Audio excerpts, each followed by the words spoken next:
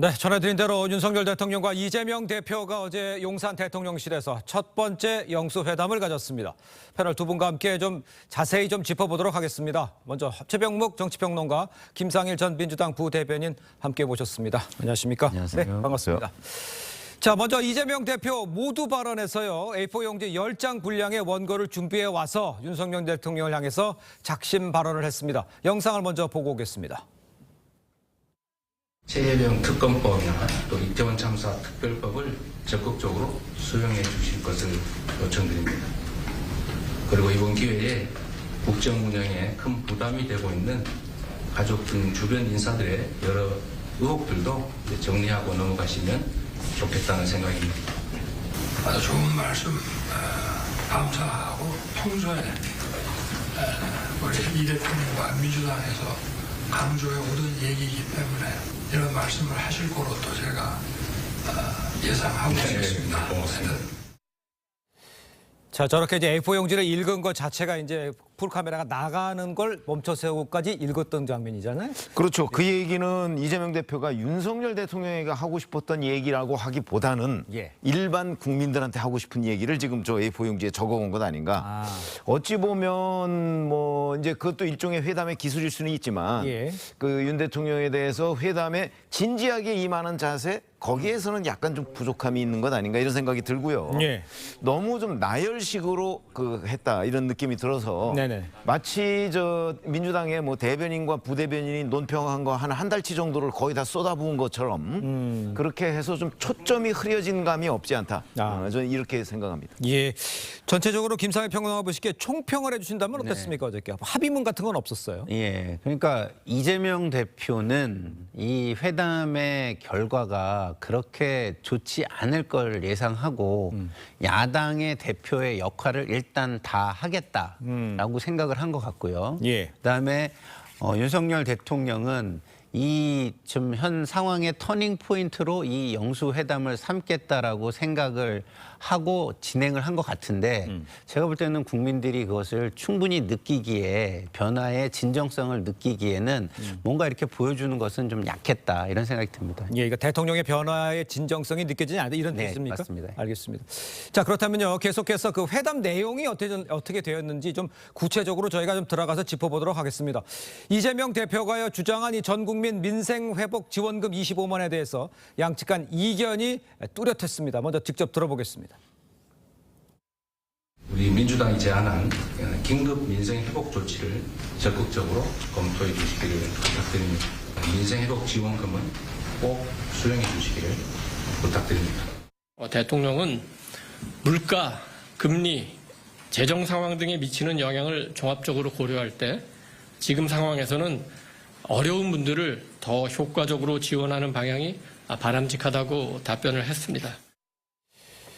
자, 지금 직접 들어보셨습니다만 이 대표가 재차 요구한 이 25만 원 민생 회복 지원금에 대해서 윤 대통령 그러니까 다 주지 말고 어려운 사람에게 좀 효과적으로 지원하는 게 낫겠다 이렇게 했으니까 이야기는 전혀 다른 상황입니다. 뭐 이건 회담 전부터 양당이 가지고 있는 기본적인 철학 차이죠. 보편적 복지와 선별적 복지 이런 부분인데 사실은 총선 전에도 그 정부 핵심 관계자들 사이에서는 자, 이 민생 회복 지원금이 됐든 뭐가 됐든 하여튼 그 좀 경제 회복 그 지원금을 줘야 되는 것 아니냐 이런 검토가 있었어요. 근데 이제 그게 포퓰리즘이고 결국 빚을 낼 수밖에 없는 것 아니냐 뭐 이런 지적 때문에 이제 하지 않은 거였는데 지금 뭐 선거에서 졌다고 그걸 갑자기 꺼내들 가능성은 저는 원래부터 없었다고 봅니다.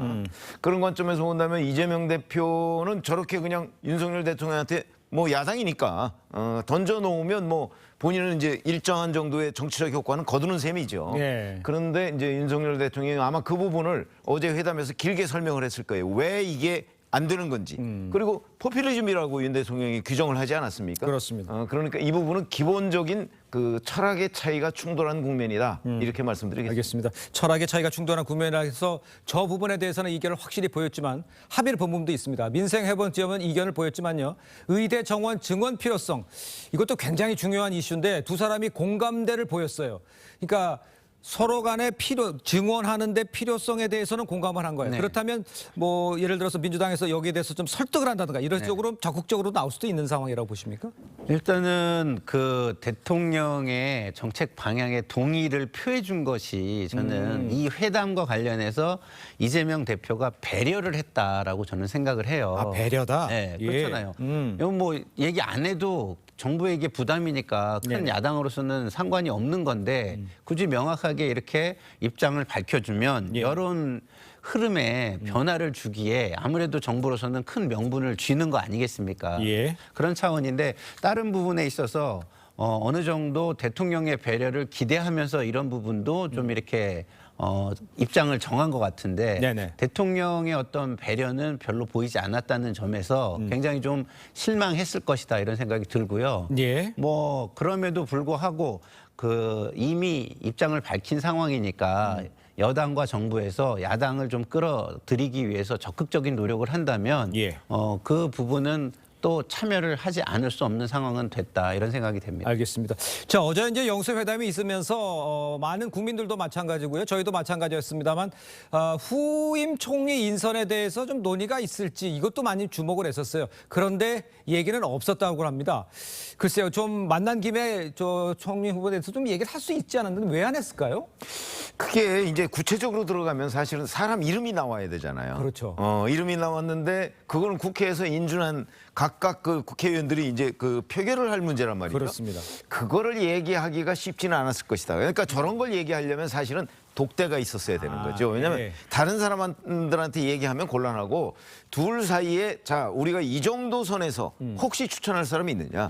그러면 이제 그런 그 암묵적 합의하에 뭐 얘기를 할 수는 있었는데 어제 독대도 없었단 말이죠. 네네. 그러면은 아마 사람 이름까지 그렇다고 사람 이름도 안 나온 상태에서 뭐 인준을 해준다 안 해준다 이렇게 얘기할 수도 없을 것이고 아마 검토는 양쪽에서 상당히 했을 텐데 현실적으로 그 저희 얘기를 꺼내기가 어느 쪽에서도 꺼내기가 아마 쉽지 않았을 것이다 이렇게 봅니다. 알겠습니다. 정진석 비서실장이 뭐 일부 언론에 나와서 독대할 수 있는 가능성도 있다라고 했으니까요. 어떻게 될지 한번 지켜보도록 하죠. 자, 회담이 끝나고 나서요. 대통령실과 민주당의 평가는 다소 온도차가 있었습니다. 양측 입장을 한번 직접 들어보죠. 대통령은 제1야당인 민주당의 대표와 민생 문제 등에 대해 깊이 또 솔직하고 또 허심탄회한 대화를 나눴습니다. 대통령과 이 대표는 앞으로도 종종 만나기로 했습니다. 상황 인식이 너무 아니해서 향후 국정이 우려됩니다. 특히 우리 당이 주장했던 민생 회복 국정 기조와 관련해서 민생을 회복하고 국정 기조를 전환하겠다는 의지가 없어 보였습니다. 그래서 일단은 뭐 자기 진영 측에다가 설명하는 듯하게 얘기를 해서 뭐 네. 평가는 다를 수 있어요. 네. 하지만 네. 민주당의 저 평가에 대해서는 어떻게 생각하십니까? 일단은 그 성과가 없잖아요. 성과가 없다고. 성과가 없다고 평가를 하십니까? 그렇죠. 성과가 예. 별로 없으니까 야당 입장에서는 얻어낸 게 별로 없잖아요. 네. 그러니까 처음부터 그걸 좀 예상한 듯이 좀 총선 민의라고 할 수 있는 어떤 변화의 요청들을 예. 쏟아낸 것이고요. 그 요청에 대해서 어떻게 입장을 내는지 이걸 보겠다. 이렇게 일종의 뭐 시험대를 깔아준 듯한 모양으로 저는 야당은 같다고 보고요. 예. 이것에 대해서 대통령이 전혀 수용하지 않고 변화의 의지를 느끼지 못한다면 민주당으로서는 국회에서 어떤 독자적인 행동을 할 수 있는 명분을 축적하는 네. 그런 결과를 가져올 수 있지 않습니까? 예. 그런 면에서 제가 볼 때는 지금 별로 결과가 없고 이게 이렇게 된다면 야당도 야당 나름의 길을 갈 수 있다라는 어떤 명분을 축적하는 것으로 저는 보였습니다. 알겠습니다. 기대치가 있었기 때문에 예를 들어서 뭐 대통령이 뭐 사과가 있었다든가 뭐 이런 걸 아마 생각할 수도 있었을 것 같지만 그래도 일단 그 2년 넘게 이제 대화가 전혀 없다가 그렇죠. 대화를 시작하고 물꼬가 튀었다. 또 종종 만날 수 있다. 이런 거는 어느 성과라고 볼 수 있겠습니까? 아니 어제 영수회담이라는 게 열렸던 그 자체가 저는 국정기조의 변화의 한 단면이라고 봅니다. 아, 예. 그렇잖아요. 지난 2년간 한 번도 열리지 않았던 거 아니겠어요? 그렇습니다. 근데 열려서 지금 야당으로서는 물론 저런 회담 끝나고 나면 뭐가 잘못됐다는 얘기가 막 쏟아질 텐데 예. 그런 우리의 일반적인 예상보다는 어제 민주당의 반응이 그렇게 강하지는 않았어요.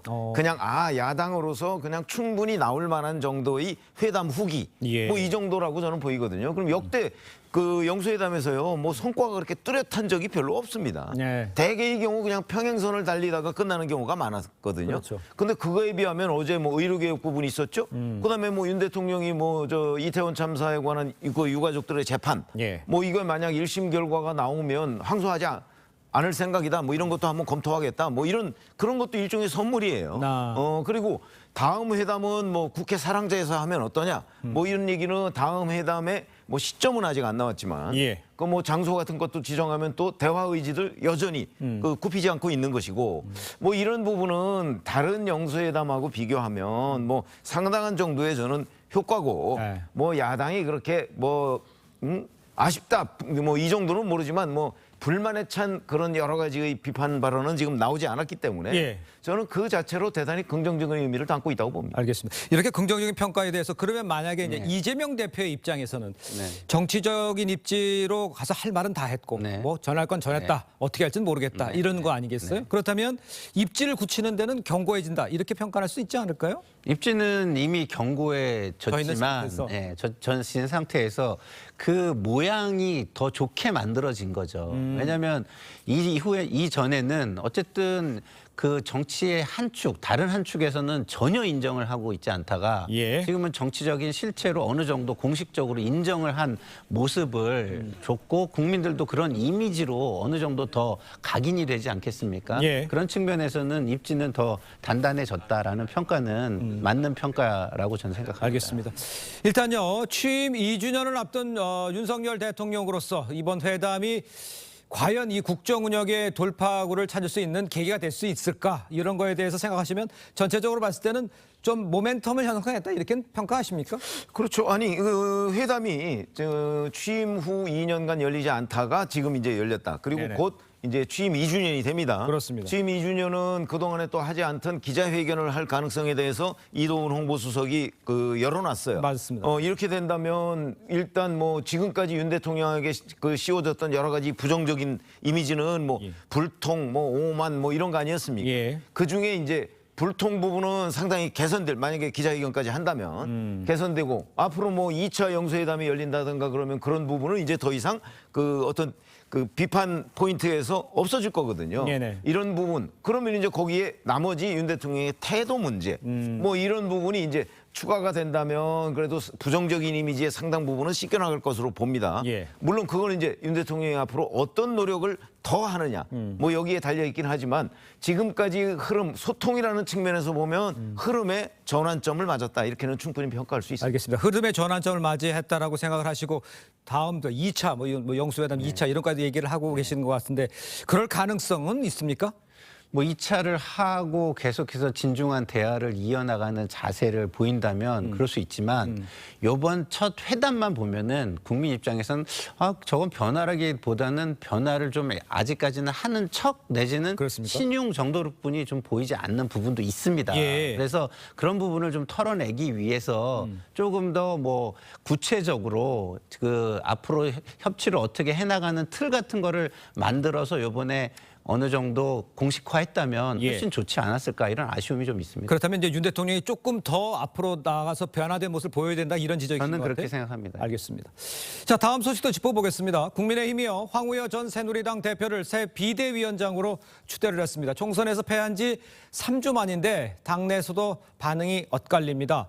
안철수, 윤상현 당선자 목소리 한번 들어보도록 하겠습니다. 무난한 인선이라고 생각합니다. 문제는 비대위원회를 어떻게 구성하는가 거기에 대한 것인데요. 총선에 나타난 민의를 받들고 혁신 쇄신의 그림을 그려 나갈지 참 그건 잘 모르겠습니다. 네, 현역 의원님은 제가 당선자로 좀 표현을 했습니다. 새 비대위원장, 황 비대위원장에 대해서 당에서 이제 무난한 인사라 이런 평가가 나오고 있습니다만 뭐 돌고 돌아 황우여다 뭐 이런 이야기도 있습니다. 글쎄요, 많은 사람들이 맡고 싶지 않았는데 돌고 돌아서 황우여다 이런 얘기에 대해서는 어떻게 평가를 하십니까? 저는 그렇게 보지 않는 것이 그렇습니다. 자 이번 이 비대위원회를 혁신형으로 볼 것이냐 관리형으로 볼 것이냐 이 관점의 차이라고 봅니다. 윤상현 의원은 혁신형 비대위가 돼야 된다 이렇게 주장을 해왔잖아요. 네. 그러면 그 관점에서 보면 황우여 전 대표를 비대위원장으로 지명한 건 잘못된 거죠. 왜냐하면 황우여 전 대표는 그렇게 혁신형 인물이 아니에요. 네. 그러나 지금 비대위원회는 객관적으로 보면 관리형 비대위예요. 누가 봐도. 그래서 6월 말에 전당대회가 열릴 것으로 예상이 되는데 그럼 앞으로 2달 정도 이건 일종의 비대위라기보다는 전당대회 준비위원회 성격을 띠거든요. 그래서 제가 보건대는 앞으로 2달도 너무 길다. 그러니까 짤막하게 최대 한으로 줄여서 빨리 차기 지도부가 들어서게 하고 그 지도부가 혁신을 해야 된다. 이렇게 본다면 지금 황우여 비대위는 관리형 비대위로서는 대단히 무난한 그 비대위라고 보고요. 예. 대신 황우여 이제 비대위원장이 이걸 어떻게 최소한의 기간으로 이제 차기 지도부를 구성하느냐. 예. 그리고 그 지도부가 얼마나 이 총선 민의를 받들어서 혁신형으로 당을 바꿀 것인가. 예. 이런 부분이 훨씬 더 중요하겠죠. 예. 그런 차원에서 본다면 뭐 황우여 그 비대위가 뭐 무난한 그리고 또 뭐 관리 같은 건 또 잘할 수 있는 인물이니까 예. 그런 점에서 뭐 별로 비판할 지점이 없다고 봅니다. 알겠습니다. 그렇다면 뭐 지금 당신 100%로 돼 있는 것을 네. 바꾸는, 그러니까 관리형으로 받아서 혁신형으로 만들어서 준비를 구성하는 거, 이거는 가능할까요? 저는 가능해야 된다고 보고요. 그렇게 가야 어쨌든 황우여 전 비대위원장이 예. 그 정치권에서 한 발 떨어져서 정치를 좀 이렇게 제3자적 관찰자 입장에서 예. 봤잖아요. 네네. 그래서 그 안에 들어가 있는 사람들보다는 이 변화의 필요성을 좀 더 느꼈었기를 저는 바랍니다. 네네. 왜냐하면 총선 민의가 무난입니까? 총선 민의가 무난하라고 한 건 아니잖아요. 총선 민의는 야당에게 변화를 해라. 그래야 우리가 지지를 해줄 수 있다라고 중도층에서 이야기를 한 겁니다. 예. 근데 그 중도층을 지지하게 만들지 못하고 실망을 시킨다면 그 중도층은 어떻게 하겠습니까? 심판이 아직 끝나지 않았구나라고 생각을 할 거고 예. 민주당에서 좀 더 과도한 어떤 행위 등을 하더라도 어쩔 예. 수 없다라고 오히려 민주당을 이해해주는 쪽으로 흐를 수도 있다. 그런 점은 굉장히 정치 발전에도 안 좋고 전반적으로 여당에는 더더욱 안 좋다 이런 생각이 듭니다. 알겠습니다. 일단 관리형으로 황우여 이제 비대위원장 이제 들어서게 된다면 근데 이제 문제는 이 국민의힘 원내대표 후보군 여전히 안개 속인 가운데 일각에서 이철규 의원 단독 출마로 거론되고 있습니다. 당내 반발도 만만치 않은 것 같은데. 그러니까 총선 참패에 대한 책임을 져야 할 사람이 다시 나오냐 이런 얘기잖아요. 이건 어떻게 이해를? 그렇죠. 아니야. 이철규 의원은 아마 근데 총선 참패의 책임이 본인한테 있다고 생각을 안 할 텐데 일반적인 국민 눈높이로 보면 예. 이번 총선 참패의 원인이 윤석열 대통령의 패배다. 뭐 윤석열 정부 심판론이 워낙 거세게 불었기 때문에 예. 그 개별 후보자들로서도 그 특히 수도권 같은 데에서 네네네. 그 바람을 도저히 이겨낼 수가 없었다. 이런 거 아니겠어요? 네. 그런데 이제 지금 친윤그룹, 국민의힘 내 친윤그룹은 그 부분을 부정하고 있는 거예요. 자, 그러면 이철규 의원이 뭐 단독 출마가 됐든 뭐 아니면 뭐 다른 사람이 누가 나오든 간에 예. 이철규 의원이 저는 원내대표가 될 가능성은 대단히 높다고 봅니다. 그렇죠? 그러나 이제 그에 대한 국민들의 평가 내지는 그 국민의힘 지지자들의 평가가 어떻게 나올 것인가. 그게 바로 윤상현 의원이 얘기한 책임을 져야 될 사람이 지금 오히려 본인이 그 책임을 떠맡겠다. 그리고 이제 뭐 원내대표 뭐 이 당 요직을 차지하겠다. 이런 상황을 일반 국민들이 어떻게 평가할 것인가. 아직도 이게 도로 친윤당이구나. 이렇게 평가할 가능성이 저는 다수라고 보거든요. 네네. 그렇게 되면 국민의힘의 그 조금 전에 제가 차기 지도부가 혁신을 해야 된다는데 예. 그 지도부 2인 중에 한 사람인 원내대표가 혁신하고는 거리가 먼 도로 친윤이었을 때 과연 국민들의 지지가 뒤따를 것이냐 아니면 오히려 국민들의 지지가 비판으로 더 치달을 것이냐. 그러네요. 이런 부분을 판단을 해야 되는데 지금 뭐 이철규 의원은 그 부분에 좀 역주행하고 있는 것 아닌가 하는 생각이 듭니다. 알겠습니다. 당을 잘 이끌어갈 수 있을지 뭐 그런 것도 문제가 되겠군요. 알겠습니다. 이런 상황에서 이제 민주당 소식도 좀 짚어보겠습니다. 친명계 원외 조직이죠. 더민주혁신회의는요. 이번 총선에서 당선인 31명을 배출하면서 당내 최대 개파가 됐습니다. 어제 열린 간담회에서 국회의장 후보 4명 모두 참석했습니다. 그 모습 한번 보겠습니다. 국회 탄핵소추안이 200석인데 너무나 안 맞죠. 180석으로 낮춰서 탄핵 당론을 모아서 탄핵 준비를 했었습니다. 또 합의가 안 될 때는 의장의 권한을 갖고서 단호하게 나가야 됩니다. 제대로 하는 국회를 만드는구나 이런 느낌이 들어야 그 다음에 행정 권력까지 제대로 다. 자, 국회의장이 되고자 하는 사람들이 이제 다 모였어요. 그만큼 저 최대 계파에 힘이 있다 이렇게 평가하는 거 아니겠습니까? 너무 친명일색인데 힘이 몰리는 거 아니냐 이런 지적에 대해서는 어떻게 생각하십니까? 그게 이제 굉장히 우려가 되는 부분이에요. 예. 굉장히 우려가 되지만 지금은 그거를 비판하고 막기가 좀 어려운 게 있습니다. 왜냐하면 총선 이후에 여당과 정부가 좀 변화하는 모습을 보인다면 저런 부분을 막 놓고 좀 비판을 저도 좀 하고 싶거든요. 저렇게 가선 안 된다. 저렇게 갔을 때 나중에 결국은 절대 권력은 절대 부패하기 때문에 너무 절대 권력을 향해서 나가는 거 아니냐. 결국은 오만해질 수밖에 없는 거 아니냐. 이렇게 저도 얘기를 하고 싶은데 지금 그런 모습을 더 중요한 국민의 삶과 더 직결되고 더 힘이 있는 정권과 여당이 전혀 변하는 모습을 안 보여주고 있어요. 그러면 지금 이번 총선에서도 국민이 선택한 게 뭡니까?